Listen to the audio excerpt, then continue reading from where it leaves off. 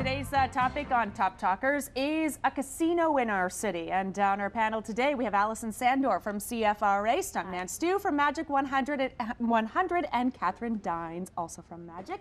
Thanks for being with us. Okay, so the mayor says we can't do it downtown. And he originally wanted the casino downtown. Now he's saying, let's just expand the Rideau-Carleton Raceway into a greater casino there. What's your reaction to that, Katherine? Well, when I first heard about the whole proposal, I'm like, okay, I'm not really into gambling, the casino thing. I was like, eh. But I mean, if it's good for the city and it can bring or keep dollars here instead of crossing the river, I can see that, you know, jobs and everything.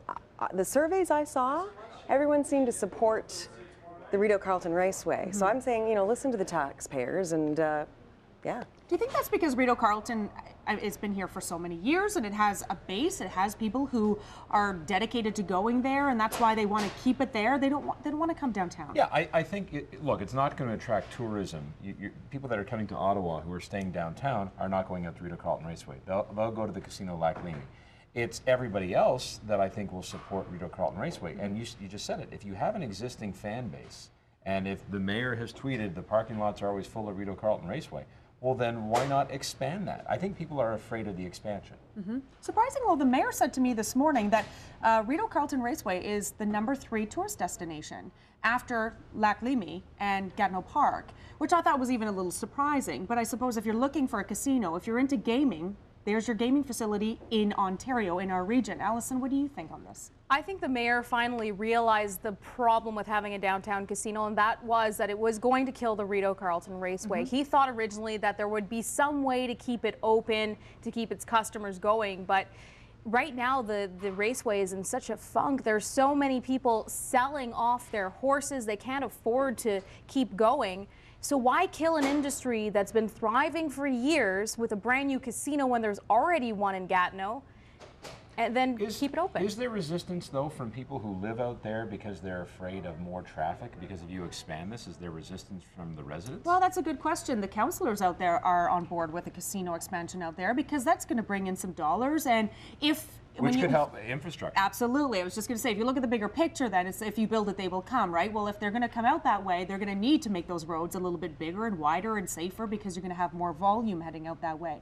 But do you think this is going to be good for tourism? You know, it's going to be great, as you say, for the fan base, for the people that already go and keep those parking lots full. People that want to come to Ottawa and visit Ottawa in the summer, we have all these tourists, you know, that come and check out Parliament Hill and the Tulip Festival. Is that going to still be a draw then for them?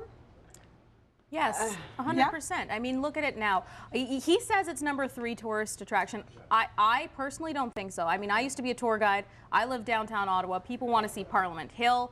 If they're gamblers, they'll go to Casino Lac Limi because you could see it from Parliament Hill. But is that the problem, though, then, if it's not going to be a tourist destination, in your opinion, and it's coming after Lac Limi, then it's giving gamblers the opportunity to go and spend their money into the Quebec government, where what he wants to do is keep that money here in Ontario. Here's what you do.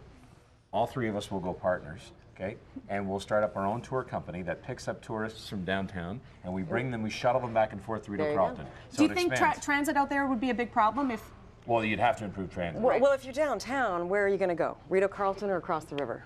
If you're coming to the city, anytime you go to a city, you always go to the front desk and say, you know, where's a good place to go around here? You want something that's short. Now, if you go to the front desk and say, where can I go to gamble?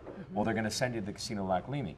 But if there's an easier way or a faster way to get to Rideau-Carleton, that may be an option as well. Because if the Casino Lac Limi is way too jammed on a Saturday night, and you want to go to Rideau-Carleton, if you can get there in 12 minutes, yeah, good point. Absolutely. Yeah, so transportation's going to be key in this. Yeah, but I also think we're getting a little bit beyond the point, because the point was never should we expand one. It was always going to be we're going to expand one or build one downtown. It was never going to be should we expand a casino at all, and how is it going to compete with Lac Limi, because the studies already show that, you know, if there's a larger facility in Ontario, people will stay in Ontario.